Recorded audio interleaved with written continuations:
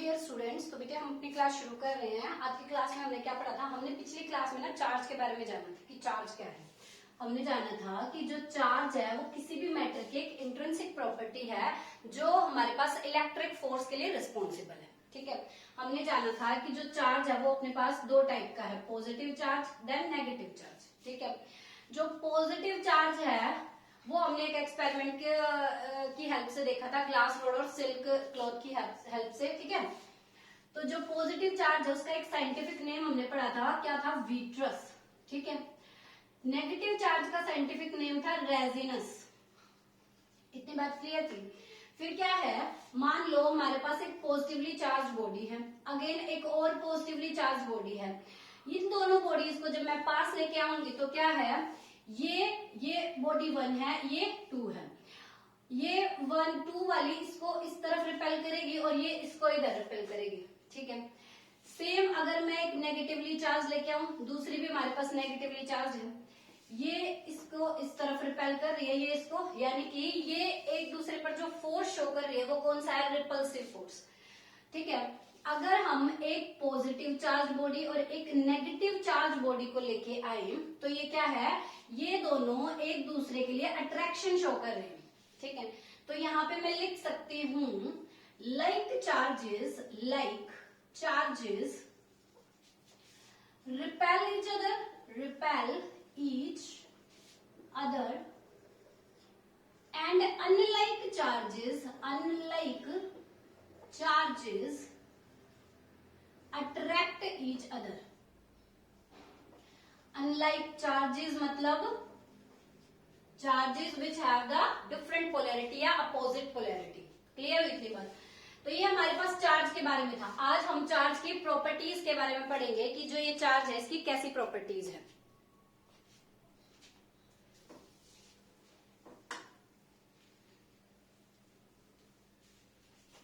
जो हमें नेक्स्ट पढ़ना है वो क्या है? प्रॉपर्टीज ऑफ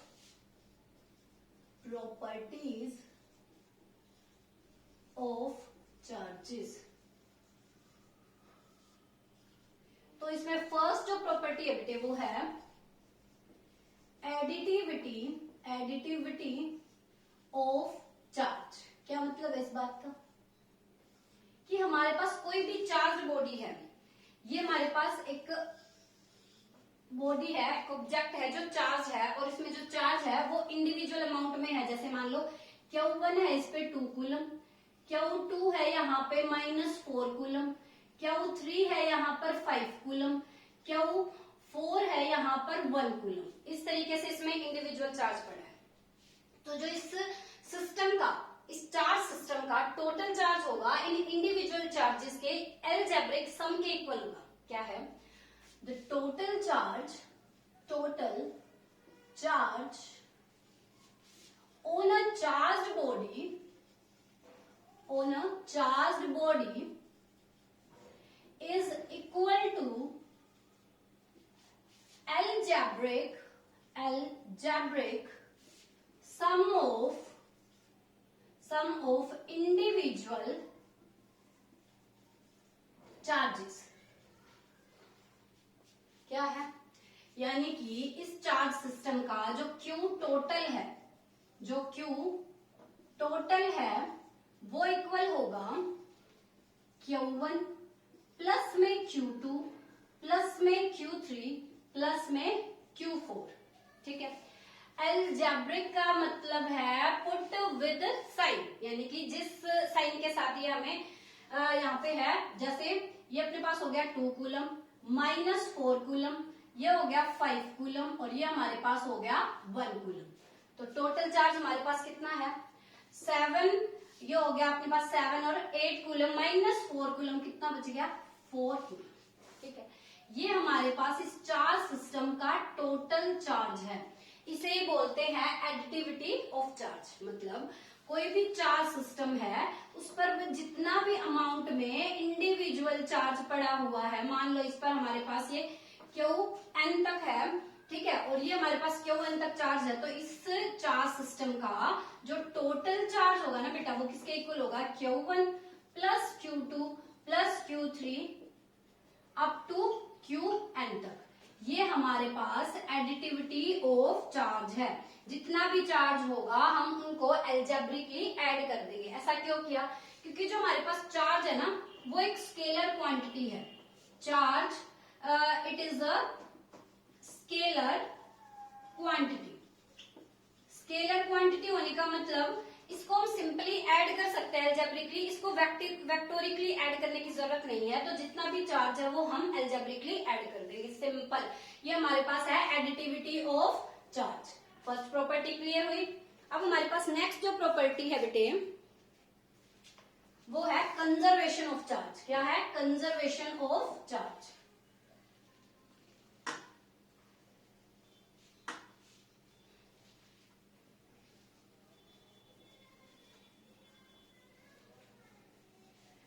नेक्स्ट है कंजर्वेशन ऑफ चार्ज।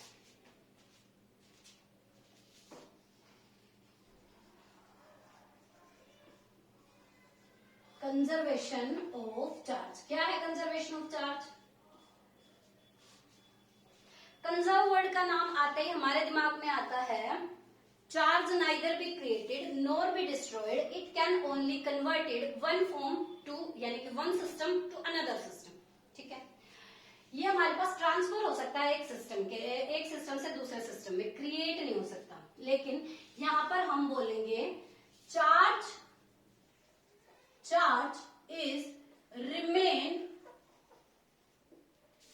कंजर्व्ड या constant, conserved for an isolated system. Charge हमेशा कंजर्व होगा किसके लिए? आइसोलेटेड सिस्टम के लिए। आइसोलेटेड क्या है? अब देखो, ये जो आइसोलेटेड वर्ड का मतलब है, इसका मतलब है अलोन, अकेला, तन्हा। ठीक है ना, अकेला।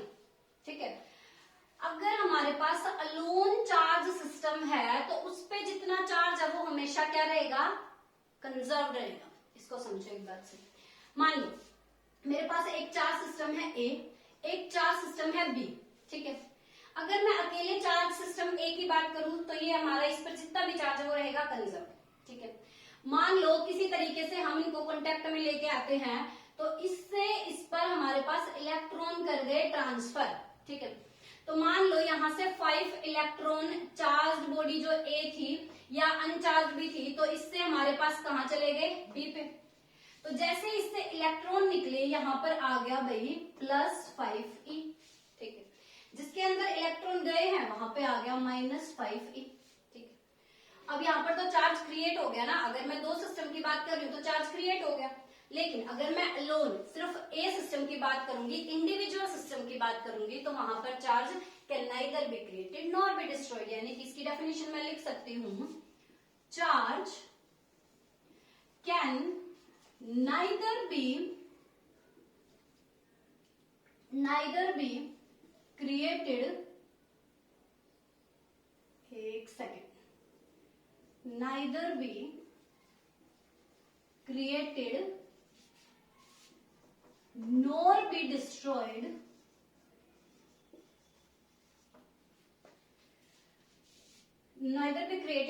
destroyed for an isolated charge system। ठीक है, ये हमारे पास हो गया। तो ये चार्ज जितना होगा वो कंजर्व रहेगा। ठीक है, इसमें समझो फर्स्ट एग्जांपल है, इसमें हमारे पास पेयर प्रोडक्शन।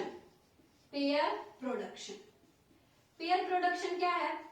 हमारे पास यहाँ पे है एक गामा रेस। गामा रेस क्या होती है भाई?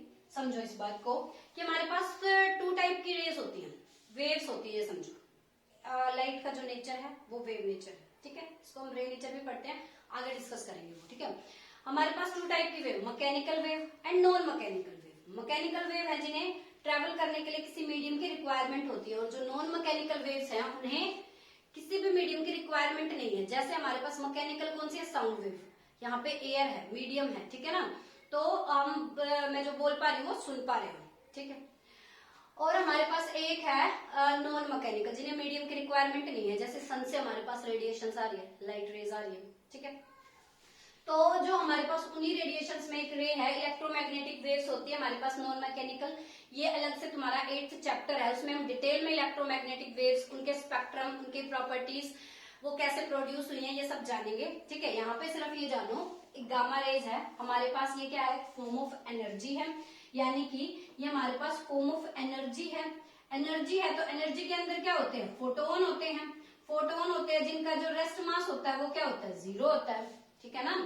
अब हमारे पास है, इसमें से हमारे पास रिलीज होंगे एक इलेक्ट्रॉन एंड एक होगा पॉजिट्रॉन। ठीक है, स्टार्टिंग में इसके पास कोई चार्ज नहीं था, ये इनके पास जो नेट चार्ज होता है वो है 0। अब यहाँ पर हमारे पास एक चार्ज माइनस में है, एक चार्ज प्लस में है, तो यहाँ पर भी टोटल जो नेट चार्ज हो गया वो कितना हो गया भाई, 0। तो इसके लिए मैं बोल सकती हूँ चार्ज कंजर्वेशन। ठीक है, चार्ज कंजर्वेशन बोल सकती हूँ ना। तो नेक्स्ट क्या है, इसका रिवर्स भी उल्टा, इसका जो रिवर्स होता है वो भी है क्या,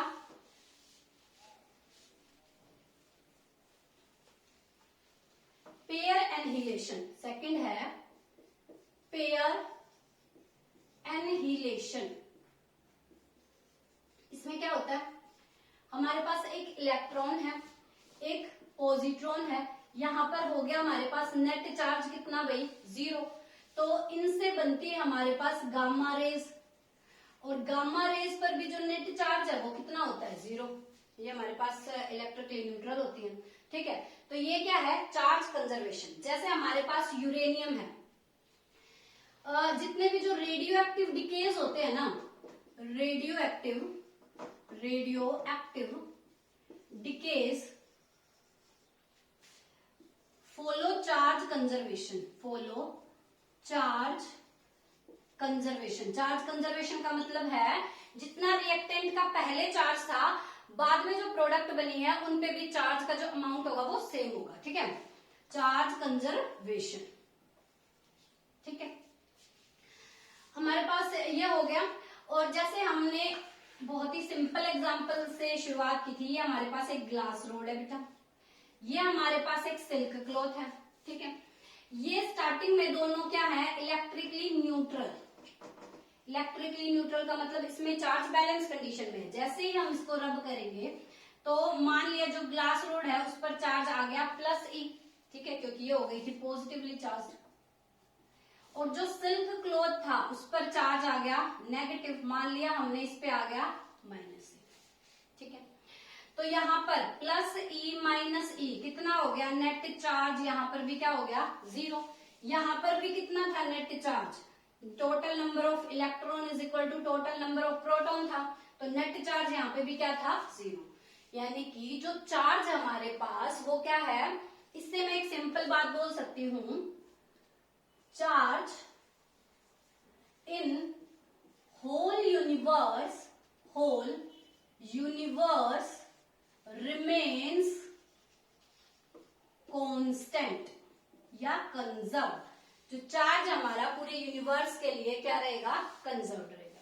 क्लियर है इतनी बात। इसकी जो नेक्स्ट प्रॉपर्टी है ना बेटा, वो है क्वांटाइजेशन ऑफ चार्ज। क्या है वो, थर्ड प्रॉपर्टी है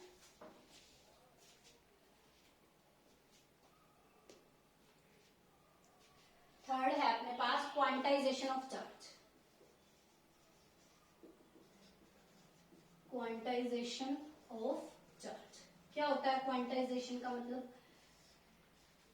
ये समझो, क्वांटाइजेशन का मतलब होता है फिक्स अमाउंट में। कैसे, क्वांटाइजेशन जो वर्ड है इसका मतलब है exist in fixed amount, discrete amount, मतलब अलग अलग मिलेगा हमें, ये कंटिन्यूअस नहीं हो सकता। मैं ये बात लिख देती हूं, अवेलेबल इन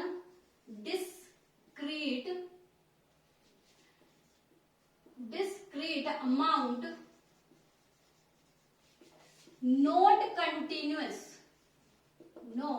continuous। क्या बात है इसका, क्या मतलब हुआ, जैसे ये समझो हम शॉप पे पेंसिल या रबड़ या शॉर्पनर कुछ ऐसी चीजें लेने जाते हैं, तो हमें उसे डायरेक्ट ऐसे बोलना पड़ेगा कि हमें 2 पेंसिल दे दो, हमें 5 पेंसिल दे दो, हमें 10 पेंसिल दे दो। ऐसे तो नहीं बोल सकते कि हमें 1.5 पेंसिल दे दो, हमें 2.5 पेंसिल दे दो, ठीक है ना।